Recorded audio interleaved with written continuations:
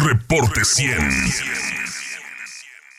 Y agradecemos que esté con nosotros y que siempre resulta muy interesante los temas que el Colegio de Sonora trae a la cabina. Y en esta ocasión es la doctora Gladys Yadira Herrera Toyos quien está con nosotros. Muy buenos días, bienvenida. Muy buenos días, muchas gracias, Katy, por la invitación. Y vamos a hablar de un tema que resulta por demás interesante y preocupante para otros, desde luego, las pensiones por vejez, diagnóstico y percepciones de la generación Afore IMSS en Sonora. Una investigación realizada por usted o también en colaboración con más investigadores del colegio.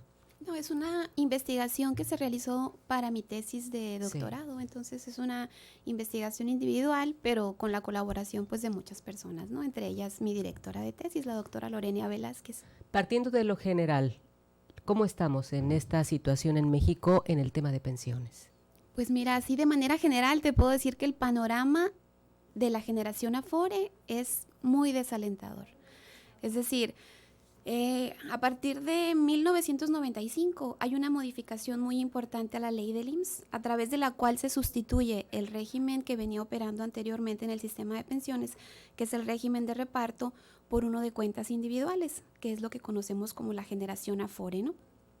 Entonces, a partir de ese cambio, lo que se pensaba en aquel momento, en 1995, es que iba a mejorar la cobertura y la suficiencia de las pensiones, además de, obviamente, que iba a venir a resolver el problema de la sostenibilidad financiera. Sin embargo, a 23 años de que se ha implementado ya el sistema de cuentas individuales, el panorama sigue siendo, no te voy a decir que el mismo, o sea, el panorama es peor para la generación Afore. No se mejoró la cobertura y en términos de suficiencia, es decir, el monto de pensión que van a recibir los trabajadores, pues eso ha venido en detrimento. Para que nos quedara más claro, es decir, con la manera anterior en que una persona podía retirarse, tenía la opción de que se le fijara un monto dependiendo del sueldo que ganaba. Así es. Básicamente esas fueron las modificaciones más importantes, ¿no? En el sistema de reparto todos aportamos a un fondo común, los trabajadores, ¿no? Que cotizamos. Aportábamos a un fondo común y de ese fondo se pagaban las pensiones. Sí. El sistema de cuentas individuales lo que hace pues es individualizar ese ahorro para el retiro. Es decir, el trabajador tiene en su cuenta la aportación que hace él, que hace su patrón y que hace el Estado. Es decir, entonces, sí, adelante. Sí, los cambios más importantes, aparte de cómo se están financiando las pensiones, fueron que antes, en el régimen de reparto anterior, para tú tener derecho a obtener una pensión, bastaba con que hubieras cotizado 500 semanas. Eso es el equivalente como a 10 años, ¿no?, de cotizaciones. Pero y tener una cantidad de cuánto. Exacto. Tú te podías pensionar o jubilar con el 100% de tu último sueldo. Si la persona ganaba en ese entonces 3,000 pesos, iba a seguir con 3,000 pesos mensuales. Exactamente. Entonces había certidumbre en ese sentido, de que tú sabías con cuánto te ibas a jubilar, con el 100% o con el 95% o con el 90%, ¿no? Dependiendo de tu situación, del tiempo de servicio, del tiempo cotizado, de tu edad. Pero a partir del régimen de cuentas individuales, tú realmente no sabes con cuánto te vas a pensionar. Porque en ese trayecto de tu carrera laboral, que pueden ser 40, 45 años, pues muchas cosas pueden suceder, ¿no?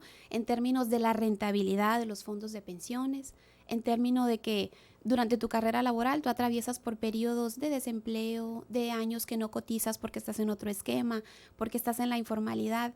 Entonces, todos esos factores hacen que sea incierto la cantidad o el monto que vas a recibir. Hay estimaciones, hay estudios que dicen que en promedio lo que se va a estar recibiendo es el 26%, o sea, la cuarta parte en referencia a tu último sueldo, ¿no? O sea, si la persona que tiene un salario mínimo logra ahorrar en todos sus años de trabajo, ¿alcanzará a ahorrar el 1,000,000 de pesos? No, claro que no lo va a alcanzar. O sea, no va a alcanzar el 1,000,000 de pesos y sin embargo, ¿cuánto alcanza a ahorrar a lo largo de su vida una persona que gane el salario mínimo? ¿Ahorrará el 500,000? Mira, ahorita estamos a 23 años del sistema de cuentas individuales. En promedio, cada persona tiene ahorrado alrededor de 60,000 pesos en su fondo de pensiones. Y esos 60,000 pesos es el promedio, ¿no? Tendrá que, y aparte se los van a dar como en abonos chiquitos durante el tiempo que le quede de vida, pues, esos 60,000 pesos. Bueno, mira, te voy a hablar de los resultados de la investigación de mi tesis. Efectivamente, hay muchas personas en México, lo sabemos, que ganan un salario mínimo, quizás menos, o que ganan 2. Entonces, la afectación en términos del monto de la pensión está diferenciado dependiendo del ingreso del trabajador. Entonces, ¿qué es lo que hizo el gobierno cuando hubo esa sustitución del régimen de pensiones? Dijo, voy a cuidar, a garantizar un ingreso mínimo para los trabajadores que ganen menos. Entonces, eso se llama la garantía de la pensión mínima o la pensión mínima garantizada. ¿Qué quiere decir? Que si tú lograste superar el obstáculo de las 1,250 semanas de cotización, que ese es el principal obstáculo en el tema de las pensiones, es decir, la mayoría de las personas, de los trabajadores que están cotizando actualmente, el 76% no va a llegar a ese tiempo de cotización que te exigen las leyes en materia de seguridad social. Ese es el principal problema. Después nos enfrentamos con que ese 24%, o sea, 24 de cada 100 trabajadores de los que cotizan actualmente, solo 24 van a poder superar esa barrera de las 1,250 semanas de cotización, que es el equivalente a 24 años de cotizaciones, ¿no? Entonces, los que logren superar ese obstáculo del tiempo de cotización se van a enfrentar entonces sí con los montos de pensión. Como te digo, para los que ganan 1 o 2 salarios mínimos, todavía esa reducción en el monto de pensión no va a ser tan considerable porque el gobierno tiene la garantía de esa pensión mínima, que es un salario mínimo. O sea, independientemente de lo que hay en tu fondo de pensión, en tu cuenta individual, al momento de llegar a la edad de jubilación y cumplidas las semanas de cotización, el gobierno te garantiza que vas a tener por lo menos un salario mínimo.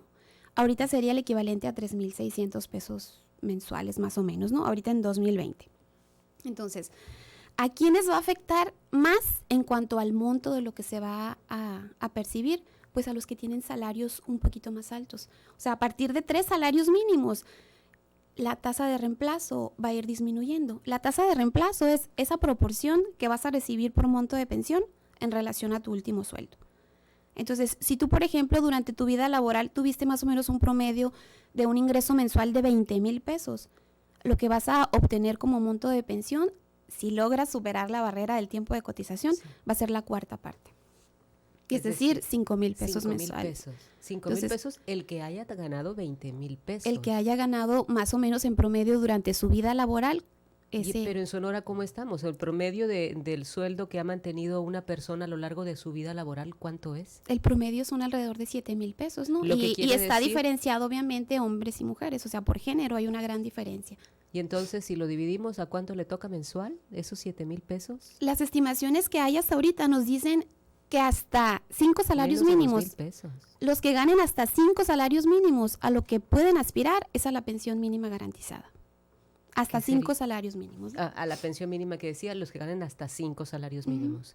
Lo que podemos esperar es la mínima garantizada, que es un salario mínimo mensual.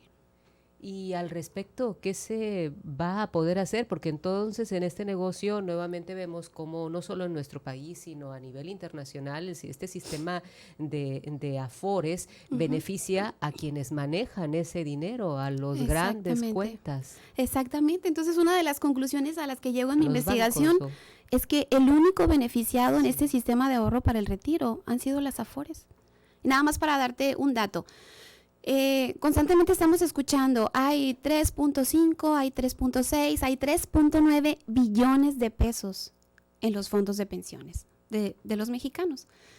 Pero con el que especulan, dicen. Así es. Entonces, las afore, ¿con cuánto se quedan? El 1% de 3.9 billones de pesos son 39,000 millones de pesos al año. Eso es lo que te cobra la afore por manejar los fondos de pensiones de los trabajadores, las afores en general, ¿no? Entonces, hasta ahorita, digamos que las perspectivas que hay son muy desalentadoras para el trabajador. Incluso el Estado va a seguir estando comprometido con esa garantía de la pensión mínima, porque los que no ahorren lo suficiente, ¿quién les va a completar lo necesario para un salario mínimo? Pues va a ser el Estado. Entonces, las afores son las únicas que han ganado bajo el sistema de ahorro para el retiro. Y eso es muy importante decir porque creo que en este mar de información acerca de las afore se ha perdido de vista cuál es el objetivo de los fondos de pensiones. Es decir, ¿por qué se constituyen los fondos de pensiones?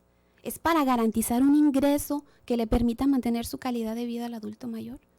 Entonces, eso en este momento se ha perdido de vista. Se ha perdido de vista. No hay garantía para los próximos adultos mayores, para las próximas generaciones. ¿Ya empezaron a retirarse muchos de estas personas con Afore? Fíjate que todavía no. Entonces te voy a platicar. Sí. La reforma, esa reforma de 1995 entró en vigor a partir del 1 de julio de 1997. Entonces, si contamos de 1997 hasta acá, han transcurrido 23 años. Sí, tendrían que retirarse con el régimen anterior, con la forma anterior y que había antes de esa fecha. Los que ahorita, todos los pensionados que hay ahorita en México por pensiones de vejez, están pensionados bajo el sistema de reparto anterior. Y todavía en las próximas 2 décadas se van a seguir pensionando personas que estaban bajo el régimen anterior. Pero la cuestión de las cuentas individuales, han transcurrido 23 años desde que entró en vigor esa reforma. Sí. Entonces, las 1,250 semanas de cotización son el equivalente a 24 años. Entonces, sí, a partir del próximo año podrían empezar a cobrarse pensiones bajo el sistema de cuentas individuales, pero es muy poco probable. ¿Por qué? ¿Por qué? Sí. Porque un mexicano más o menos en promedio ingresa a trabajar a los 20 años. Entonces, los mexicanos que entraron a trabajar en 1997, pues ahorita tienen 44 años. Entonces, para tener derecho a una pensión tienes que cumplir con 2 requisitos, que es el tiempo de cotización, que son las 1,250 semanas, pero también la edad, que son 65 años. Entonces, ahorita la generación Afore, la primera generación Afore, andaría más o menos en los 44, 45 años. Entonces, ¿es posible que empiecen a pensionarse? Sí es posible, porque puede ser que una persona empezó a cotizar en 1997 teniendo 40 años, 40 y tantos años. Sí. Solo en ese caso, pues, ¿sí? Entonces, esto nos está confirmando lo que decía al principio usted. El panorama es desalentador porque en esos próximos años estamos hablando que la situación del adulto mayor va a ser precaria. No va a haber, si de por sí ya dicen que no hay dinero que alcance para estar pagando pensiones y luego que se quiere todavía hacer más largo el plazo para el retiro cuando ya se tienen muchísimos años y muy poco el tiempo que queda de vida. Entonces, en los próximos años, y la situación actual me da a pensar por lo que dice, para muchos adultos mayores es difícil, en esos próximos años va a ser todavía peor. El SAR, si no se hacen reformas importantes, se va a constituir en un mecanismo de pauperización de los adultos mayores. ¿Y cuáles serían esas reformas? Así de sencillo y así de difícil, de desalentador y de... Sí. ¿Qué se tendría que hacer entonces aquí? Definitivamente urge hacer reformas. Y a mí me da mucho gusto que últimamente en los medios de comunicación prácticamente diario está saliendo una nota sobre el tema de pensiones. Hace 4 años, cuando empecé a estudiar este tema, nadie hablaba del tema de pensiones, salvo alguna que otra revista especializada, ¿no?, en temas financieros. Pero prácticamente nadie estaba hablando de las pensiones. Entonces, qué bueno. Es muy fácil entenderle a todo este sistema. No, ese es otro de los problemas en México, la falta de cultura financiera. Pero además es muy complicado el sistema de pensiones, tal como está diseñado. Sí. Es muy complicado y es de difícil comprensión para el común de las personas que no estamos empapados en temas financieros. Fíjate, incluso entre mis entrevistados, ¿no?, porque se hicieron varias entrevistas para el propósito de la investigación, entrevisté a una persona que tiene una maestría en finanzas. Incluso él desconocía prácticamente todos los aspectos de cómo se calcula una pensión, de cuánto es lo que se aporta. Entonces, sí es un poco complicado entenderlo, pero lo que debemos entender es que el sistema actual está diseñado para no otorgar pensiones, lo cual es un despropósito, porque el propósito del SAR, los objetivos fundamentales son otorgar pensiones, o sea, un ingreso que garantice el mantenimiento de la calidad de vida de las personas. Y luego además nos dicen que en las Afore no solo son las aportaciones que se quedan, porque ya tienen que aportarse, sino la posibilidad de que el trabajador ahorre y aporte una cantidad a esas Afore, pero ¿con qué sueldo para que le alcance, para que todavía tenga que aportarle una cantidad? Así el dinero es insuficiente, el sueldo es insuficiente. Fíjate que es uno de los problemas, ¿no? Y yo lo ubico en el nivel estructural. Hay como 3 niveles del problema de las pensiones y uno es el nivel estructural, es decir, los salarios son bajos, hay mucha informalidad y entonces eso hace que las cotizaciones sean menos. La densidad de cotizaciones de los mexicanos es muy baja y esa es la razón por la que no vamos a llegar al tiempo de cotización que se pide. Pero aparte existe otro nivel que es el de diseño del sistema de pensiones y ahí podemos encontrar lo que nos dice la ley. O sea, ¿quién determinó que sean 1,250 semanas de cotización? Pues fue el legislador, ¿verdad? Uh-huh. Pero ¿en base a qué? O sea, en base a una situación que no es real en México. Conveniencia e intereses, como suele ocurrir, y no precisamente de la persona más necesitada. Entonces, ese es uno de los cambios que se tienen que hacer. Determinar si ese tiempo de cotización realmente, digamos, es justo en un entorno de la economía donde casi 6 de cada 10 mexicanos laboran en el sector informal. Entonces, yo creo que esa es una de las cosas que se tienen que atender. Y lo que me decías de los salarios, sí es cierto, es una cuestión estructural y ahorita estamos viendo que ha habido una estrategia, ¿no?, para el mejoramiento del salario, lo cual es muy bueno. Pero incluso en las entrevistas que hice, me tocó entrevistar a personas que tienen un salario mínimo, que tienen 2 salarios mínimos, personas que se dedican a la albañilería, a la construcción. Uh-huh. Entonces me dicen ellos, sí gano poco, pero si yo quisiera ahorrar, podría hacerlo. Entonces, sí tenemos un margen de ahorro, aunque sea pequeño, pero a lo largo de 40 años ese ahorro puede ser importante. El principal problema, fíjate qué curioso, más que decirme es que no tengo dinero para ahorrar, fue desconfío de las instituciones, por eso no ahorro. Por eso no quieren dar ese extra de dinero pensando que luego no pudieran regresárselo. Exactamente. Entonces ahorita hay un problema muy serio de desconfianza, no nada más hacia el Estado, o sea, hacia el gobierno, sino también hacia las instituciones financieras. Y eso es uno de los resultados también de la investigación. Entonces eso es algo en lo que se tiene que trabajar, ¿no? Cómo generar confianza para que las personas se decidan a ahorrar. Ahora, la otra situación que pasa, ¿seguimos teniendo tiempo para poder hacer una siguiente pregunta? Sí, la otra situación que ocurre es cómo las Afore constantemente están yendo con el trabajador a buscar que se cambie de Afore. Y cada una dice lo mismo al otro, que ellos son mejores y que les da mayores rendimientos, y te enseñan una tabla en la que dice cómo estuvo en los últimos, recientemente, cómo se han comportado, pues, y quién lleva en primer lugar, quién en segundo, pero luego ves la tabla del otro y te das cuenta que lo ponen arriba y cómo va variando esto.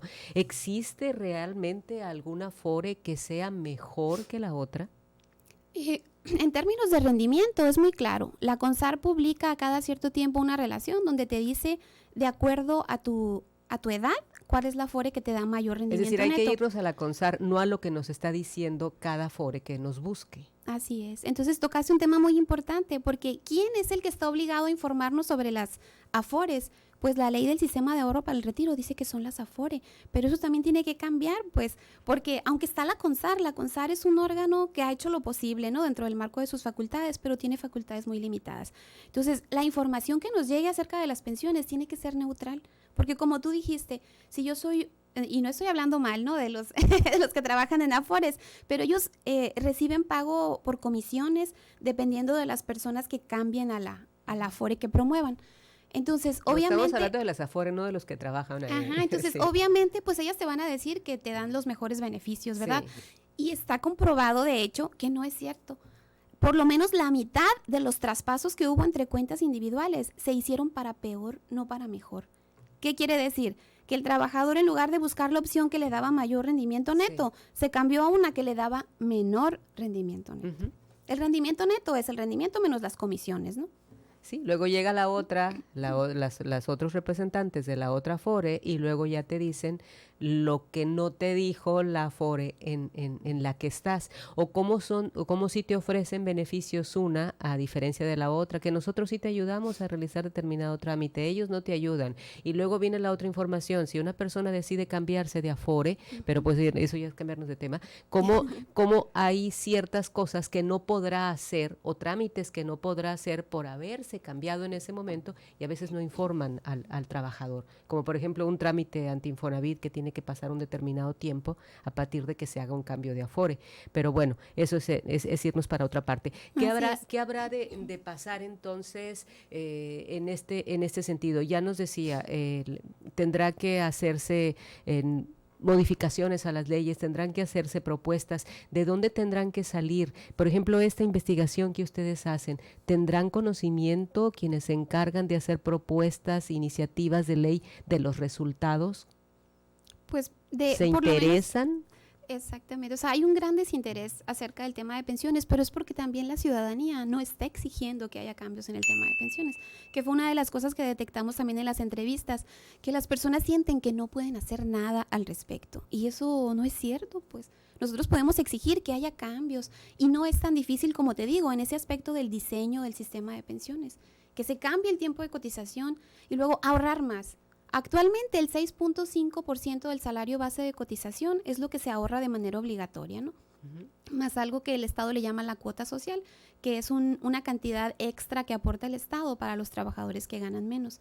Entonces, ¿se puede cambiar esa aportación? Sí, claro que se puede cambiar, o sea, para que se aporte más, porque uno de los grandes problemas es que ahorramos muy poquito, entonces eso tiene que cambiar también. No hay cultura de ahorro tampoco uh-huh. por parte de nuestra, pues. Sí, y nada más así para ejemplificarte, sí. Una persona que ganaba el año pasado 2 salarios mínimos sí. Mensuales, o sea, alrededor de 6,200, el trabajador de esa cantidad, o sea, 6,200, solo aporta 70 pesos al mes para su fondo de pensiones.